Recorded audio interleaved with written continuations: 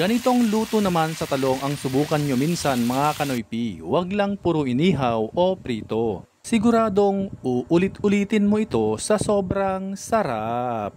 Welcome guys sa Kain Noypi!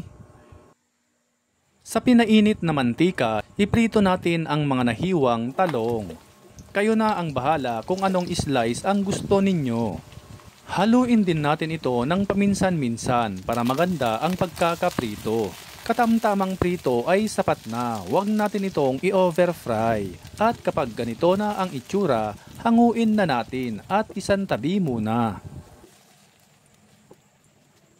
Sa parehas na kawali, ipan-fry natin ang ground pork hanggang sa mag-render ang taba nito o lumabas ang sarili nitong mantika.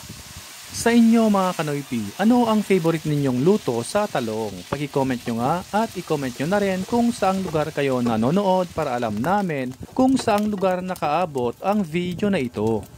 Ilagay na natin ang sibuyas at bawang. Gisahin natin hanggang sa lumabas ang aromatic na amoy nito. Lagyan na natin ito ng kaunting asin. At syempre, ground black pepper. Ilagay na rin natin ang kamatis. At ipagpatuloy ang paggisa hanggang sa lumambot ang kamatis.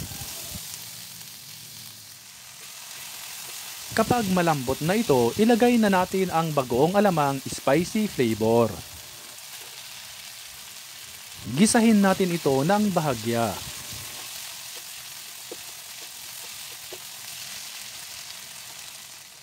Ilagay na natin ang mga napritong talong. Maglalagay tayo dito ng siling labuyo pero ito ay optional lamang para magkaroon lang ng ibang kulay. Haluin natin ito ng maigi at lutuin pa natin for a few minutes only. Ayan, at luto na ang ating talong recipe na may giniling na karne. Hanguin na ito at ihanda na ang maraming kanin. Siguradong uulit-ulitin mo ito sa sobrang sarap. Kung natakam ka sa video na ito mga kanoypi, itag at ishare nyo na ito sa mga friends at family ninyo.